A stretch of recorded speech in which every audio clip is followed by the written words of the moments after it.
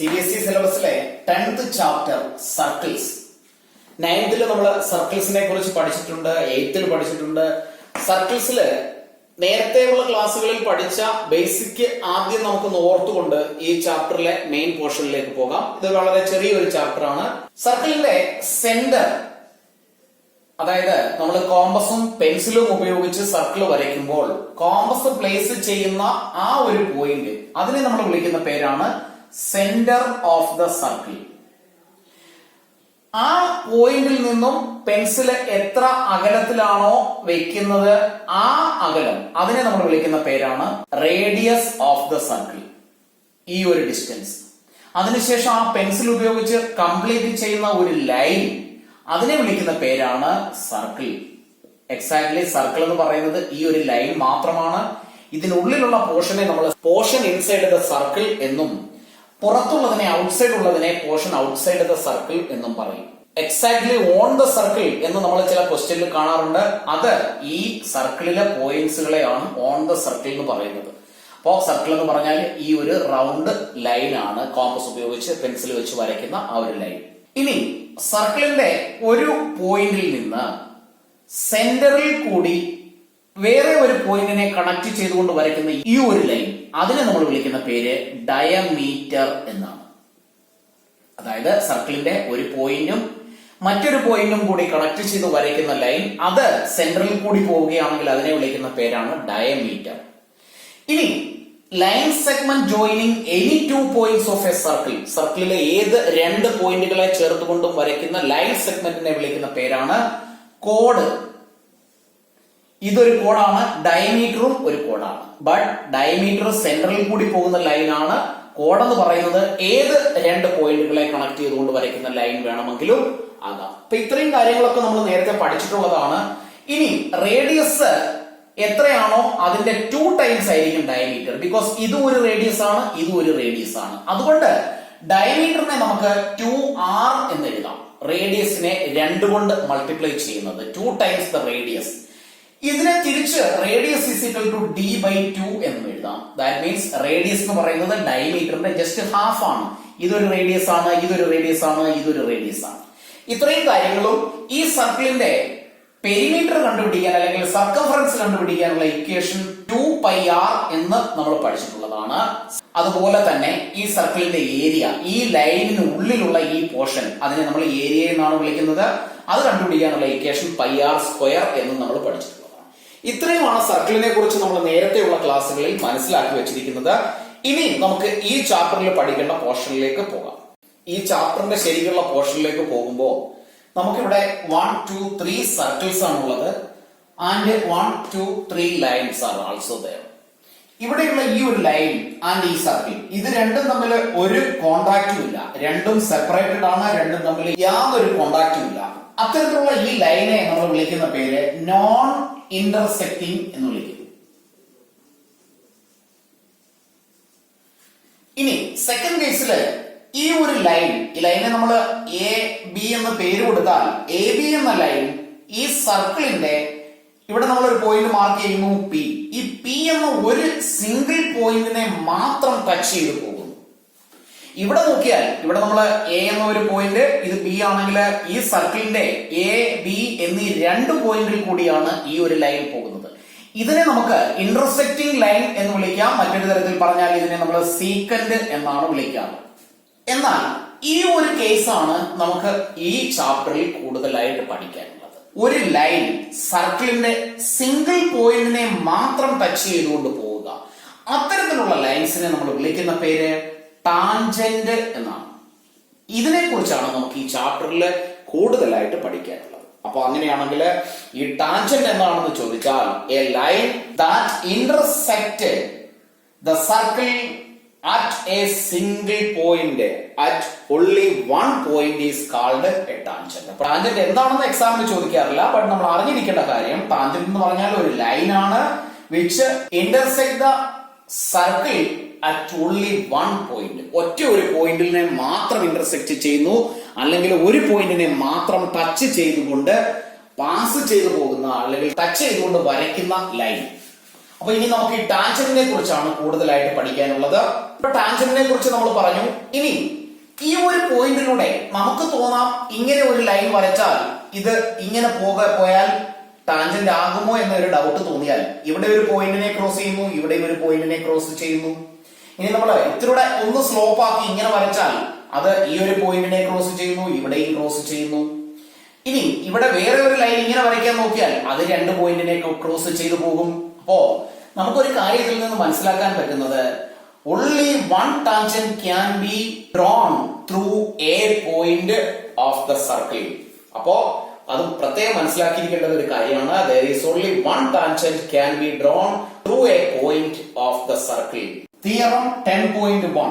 The tangent at any point of a circle is perpendicular to the radius through the point of contact. അപ്പോ ഈ theorem എന്താണെന്ന് വളരെ simple ആയിട്ട് പറഞ്ഞാൽ ഇത്രയേ ഉള്ളൂ. The angle made by the radius and tangent at the point of contact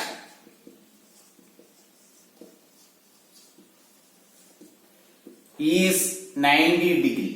വളരെ simple ആയിട്ട് പറഞ്ഞാൽ അത്രയേ ഉള്ളൂ. ഒരു സർക്കിളിന്റെ റേഡിയസും ഒരു ടാൻജന്റും ഫോം ചെയ്യുന്ന ആംഗിൾ 90 ഡിഗ്രി ആയിരിക്കും. അപ്പോ ടെസ്റ്റിലെ തിയറം ഇങ്ങനെയാണ്. അതുകൊണ്ടാണ് ഞാൻ ഇത്തരത്തിൽ എഴുതി വെച്ചത്. വളരെ സിമ്പിൾ ആയിട്ട് മനസ്സിലാക്കേണ്ട കാര്യം ഇത്രയേ ഉള്ളൂ. ഒരു റേഡിയസും ആ റേഡിയസിന്റെ എൻഡായി സർക്കിളിൽ വരുന്ന പോയിന്റിൽ കൂടി പോകുന്ന ടാൻജന്റ്, അതായത് ഈ ടാൻജന്റിന്റെയും റേഡിയസിന്റെയും പോയിന്റ് ഓഫ് കോണ്ടാക്ട് രണ്ടും കൂടി ചേരുന്ന ആ പോയിന്റിൽ ഉണ്ടാകുന്ന ആംഗിൾ 90 ആയിരിക്കും. ഇവിടെ ഉണ്ടാകുന്ന ആംഗിളും 90 ഡിഗ്രി ആയിരിക്കും. ഇത്രയേ ഉള്ളൂ theorem 10.1. The tangent at any point of a circle is perpendicular to the radius through the point of contact.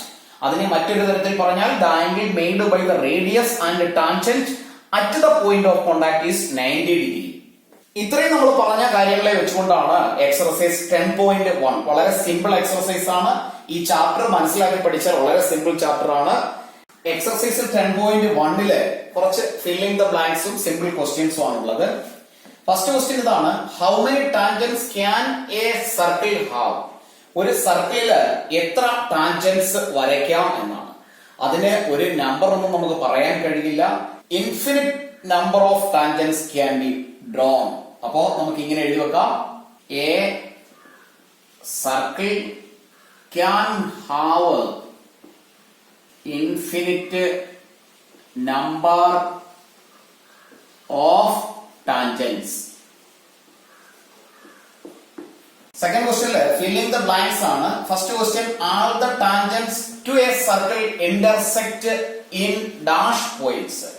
ഒരു സർക്കിളിലേക്കുള്ള ടാൻജൻസ് എല്ലാം എത്ര പോയിന്റില് ഇന്റർസെക്ട് ചെയ്യുന്നു എന്ന്. അപ്പൊ നമ്മൾ നേരത്തെ കണ്ടതാണ്, ഒരു സർക്കിൾ വരയ്ക്കുന്നു, ടാൻജന്റ് എന്ന് പറഞ്ഞാൽ തന്നെ ഒരു സിംഗിൾ പോയിന്റിനെ ടച്ച് ചെയ്തു പോകുന്ന ലൈൻ ആണ്. അങ്ങനെയാണെങ്കിൽ ഇവിടെയുള്ള ആൻസർ നമുക്ക് എഴുതി വെക്കാം: only one. Second question, a line intersecting a circle in 2 points is called. അത് നമ്മൾ നേരത്തെ ഡിസ്കസ് ചെയ്തതാണ്. ഒരു സർക്കിളിനെ രണ്ട് പോയിന്റിൽ ഇന്റർസെക്ട് ചെയ്യുന്ന ലൈൻ, അതിനെ നമ്മൾ വിളിക്കുന്ന പേര് സീക്കന്റ് എന്നാണ്. Secant. Third question, a circle can have dash parallel tangents at the most. അതായത് നമ്മൾ ഒരു സർക്കിൾ കൺസിഡർ ചെയ്താൽ ഇവിടെ ഒരു ടാൻജന്റിനെ കൺസിഡർ ചെയ്യുന്നു. ഈ ടാൻജന്റിന്റെ പാരലലായിട്ട് എത്ര ടാൻജന്റ് വരയ്ക്കാമെന്ന്? only one tangent. ഇവിടെ ടച്ച് ചെയ്യത്തക്ക വിധത്തിൽ ഒരു ടാൻജന്റ് മാത്രമേ വരയ്ക്കാൻ കഴിയൂ. പാരലലായിട്ട് രണ്ടെണ്ണമാണ് വരുന്നത്. അതുകൊണ്ട് നമുക്ക് ഇവിടെയുള്ള ആൻസർ എഴുതാം: 2 parallel tangents. Fourth question, the common point of a tangent to a circle and the circle is called. സർക്കിളിനും ടാൻജന്റിനുമായി വരുന്ന കോമൺ പോയിന്റ്, അതിനെ നമ്മൾ വിളിക്കുന്നത് പോയിന്റ് ഓഫ് കോണ്ടാക്ട് എന്നാണ്. Point of contact. Third question, A tangent P Q. അപ്പോ ഇവിടെ P Q എന്ന ഒരു tangent consider ചെയ്യാം. At a point P of a circle, P എന്ന സർക്കിളിലെ ഒരു പോയിന്റിൽ കൂടി പോകുന്ന പി ക്യു എന്ന tangent of a circle of radius 5 centimetre, സർക്കിളിന്റെ റേഡിയസ് 5 സെന്റിമീറ്റർ ആണ്. Meats a line through the centre O, O എന്ന സെന്ററിൽ കൂടി പോകുന്ന ഒരു line at a point Q, Q എന്ന ഒരു പോയിന്റിൽ മീറ്റ് ചെയ്യുന്നു. അതായത് നമുക്ക് ഇവിടെ ഒരു ലൈൻ ജോയിൻ ചെയ്താൽ, ജോയിനിങ് ദ പോയിന്റ് ക്യൂ, അപ്പൊ ക്വസ്റ്റ്യൻ ഒന്നുകൂടി നമുക്ക് ക്ലിയർ ആയിട്ട് നോക്കാം. എ ടാൻജന്റ് പി ക്യൂ എന്ന ഒരു tangent at a point P on the circle അല്ലെങ്കിൽ of a circle of radius 5 centimetre meets a line through the centre O, സെന്ററിൽ കൂടി പോകുന്ന ഒരു line at a point Q എന്ന പോയിന്റിൽ ഈ സെന്ററിൽ കൂടി പോകുന്ന ലൈൻ മീറ്റ് ചെയ്യുന്നു. So that O Q is 12 centimetre. O ക്യൂന്റെ ലെങ്ത് 12 സെന്റിമീറ്റർ ആണ്. Length of P Q is, P ക്യൂന്റെ ലെങ്ത് എത്രയാണെന്ന് 4 ഓപ്ഷൻസ് തന്നിട്ടുണ്ട്. അപ്പോ നമുക്കറിയാം ഇവിടെ ഫോം ചെയ്യുന്ന ആംഗിൾ 90 ഡിഗ്രി ആണ്. Because the angle made by the tangent and radius at the point of contact is 90 degree. അപ്പൊ നമുക്ക് അതിന്റെ ആൻസർ ഇങ്ങനെ എഴുതാം. Angle O P Q is equal to 90 degree. Reason എഴുതി വെക്കാം. Angle made by the tangent and the radius at the point of contact is 90 degree. അങ്ങനെയാണെങ്കിൽ O P Q എന്നത് right triangle ആണ്. അപ്പൊ നമുക്ക് എഴുതാം in right triangle O P Q. ഇവിടെ base ആണ് 5, 12 ഹൈപ്പോട്ടന്യൂസ് ആണ്, ഇത് ആൾട്ടിറ്റ്യൂഡ് ആണെങ്കിൽ by using Pythagoras theorem നമുക്ക് എഴുതാം പി ക്യൂന്റെ ലെങ്ത് ആണ് കണ്ടുപിടിക്കേണ്ടത്. P Q is equal to root of O ക്യൂന്റെ സ്ക്വയർ മൈനസ് ഒ പിയുടെ square which is equal to root of O Q is 12ന്റെ സ്ക്വയർ മൈനസ് 5ന്റെ square is equal to root of 144 minus 25 which is equal to root of 119. അപ്പോൾ ഇവിടെയുള്ള correct answer D എന്ന option ആണ്. D is the right answer which is root 119. Fourth question, draw a circle. ഒരു circle വരച്ചു and two lines draw ചെയ്യണം parallel to a given line. ഒരു given line, ഇവിടെ ഈ ഗിവൺ ലൈൻ ഇതാണ്. ഇതിനെ നമുക്ക് പി ക്യൂ എന്ന് പേര് കൊടുത്താൽ PQ is the given line and we have to draw another 2 lines. അതില് such that one is a tangent, അതിൽ ഒരെണ്ണം ടാൻജന്റ് ആയിരിക്കണം and the other one is a secant to the circle. അപ്പോ ഈ line പാരലലായി 2 lines extra draw ചെയ്യണം. അതിൽ ഒരെണ്ണം സീക്കന്റും ഒരെണ്ണം ടാൻജന്റ് ടു ദ സർക്കിളും ആയിരിക്കണം. അപ്പൊ നമ്മള് സെറ്റ് സ്ക്വയർ എടുത്ത് സെറ്റ് സ്ക്വയർ എങ്ങനെ പൊസിഷൻ ചെയ്ത പാരലൽ ലൈൻസ് വരയ്ക്കുന്നത് നമ്മൾ നേരത്തെയുള്ള ക്ലാസ്സുകളിൽ പഠിച്ചിട്ടുള്ളതാണ്. ഇങ്ങനെ വെച്ചതിന് ശേഷം സ്കെയില് ഇതിനോട് ചേർത്ത് ഇങ്ങനെ പ്ലേസ് ചെയ്യുക. ഇൻ ബിറ്റ്വീൻ ഗ്യാപ്പ് ഉണ്ടാകാൻ പാടില്ല. കറക്റ്റ് പൊസിഷൻ ചെയ്തതിന് ശേഷം ഈ സെറ്റ് സ്ക്വയറിനെ മുകളിലേക്ക് മാറ്റി 2 പോയിന്റിലെ സർക്കിള് മീറ്റ് ചെയ്യത്തക്ക വിധത്തിൽ ഒരു ലൈൻ അങ്ങ് വരയ്ക്കുക. ഇതാണ് സീക്കന്റ് ടു ദ സർക്കിൾ. ഈ സർക്കിളിന്റെ 2 പോയിന്റിനെ ടച്ച് ചെയ്തു പോകുന്ന ലൈൻ. ഇതിന് നമുക്ക് വേണമെങ്കിൽ പേര് കൊടുക്കാം. ഇതിനെ എ ബി എന്ന് പേര് കൊടുക്കുന്നു.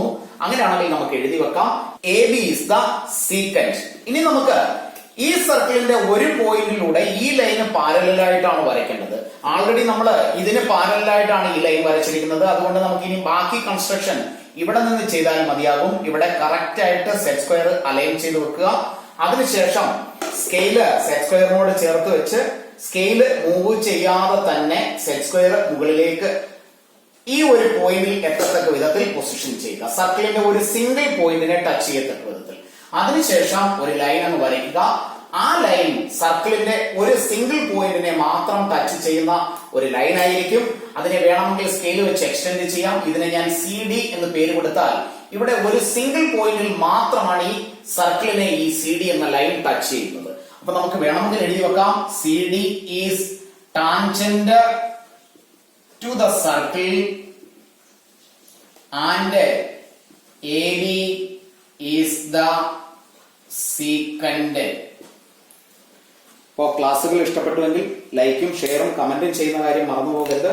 എല്ലാ ക്ലാസ്സുകളും റെഗുലറായി കാണുക. സബ്സ്ക്രൈബ് ചെയ്യാത്തവർ ഇന്ന് തന്നെ സബ്സ്ക്രൈബ് ചെയ്യുക. ഒരു ക്ലാസ്സും മിസ് ചെയ്യാതെ എല്ലാ ക്ലാസ്സുകളും അറ്റൻഡ് ചെയ്യുക.